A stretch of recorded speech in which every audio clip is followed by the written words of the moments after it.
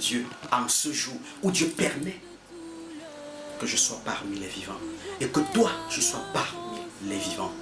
Père, je viens te dire merci pour ta grâce. Je viens te dire merci pour l'impact du sang de Jésus-Christ. Je viens te dire merci pour la puissance de la résurrection. Je viens te dire merci pour l'opportunité et la réelle honneur que tu as permis que non seulement je sois parmi les vivants et toi qui entends l'écho de ma voix, tu sois parmi les vivants. Je bénis le Seigneur de Dieu pour cela. Au nom puissant de Jésus-Christ. Amen. Alors, là où tu es, si tu as une Bible, ouvre ta Bible. Si tu as la Bible dans le téléphone, prends ton téléphone, ouvre ta Bible. Et si tu as la Bible, ouvre-la. Je vais te donner un verset biblique dont tu vas lire, qui va changer l'histoire de ta vie, qui va changer ta façon de voir les choses.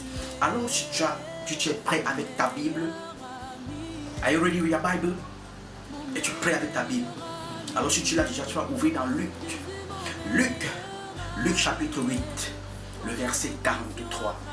Luc, c'est dans les évangiles du Nouveau Testament. La Bible est déjà en deux parties. Il y a l'Ancien Testament et le Nouveau Testament. Luc, c'est Luc, Matthieu, Marc, c'est le troisième livre du Nouveau Testament. Le Nouveau Testament comporte 4 évangiles qui sont Matthieu, Marc, Luc, Jean. Alors, l'évangile dont j'aimerais qu'on lit aujourd'hui est tiré du livre de Luc, chapitre 8, le verset 43. Alors, si tu es prêt, tu vas lire avec moi.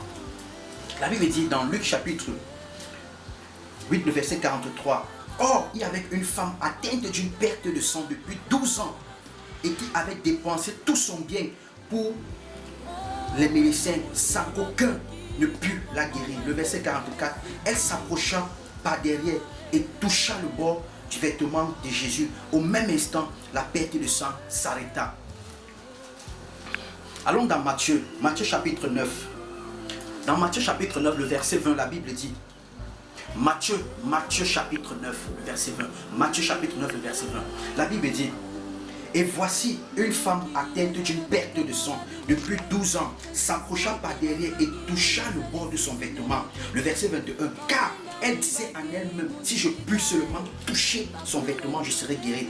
Alors ce qui me marque ici, c'est le verset 21 qui dit, car elle disait en elle-même, si je puis seulement toucher le bord de son vêtement, car elle disait en elle-même, si je puis seulement toucher le bord de son vêtement, je serai guérie.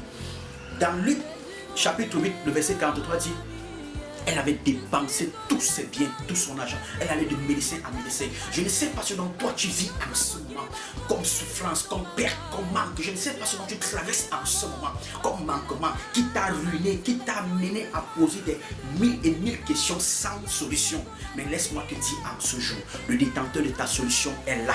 C'est la personne de Jésus-Christ. Ce dont tu as besoin de faire en ce moment, c'est de créer cette intimité avec Dieu.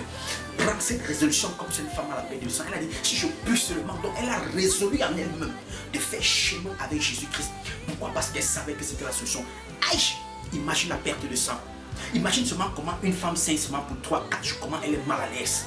Mais cette femme saignait pendant 12 années de sa vie. Et pas un jour, pas 2 jours. Chaque jour, il fallait qu'elle se garnisse, elle se nettoie. Elle allait de médecin à médecin. Je peux imaginer la souffrance dont elle a traversé. Je peux imaginer ce que toi qui m'écoutes en ce moment, tu vis comme situation. Je ne sais pas ce que tu traverses comme problème. Mais sache une chose, le détenteur de cette solution, c'est la personne de Jésus-Christ. Comme cette femme a résolu en elle-même, en ce jour, je t'interpelle à faire comme cette femme à la perte de sang. Décide en ta personne de créer cette intimité avec Dieu. Alors si tu es prêt, tu vas baisser ta tête avec moi, nous allons prier.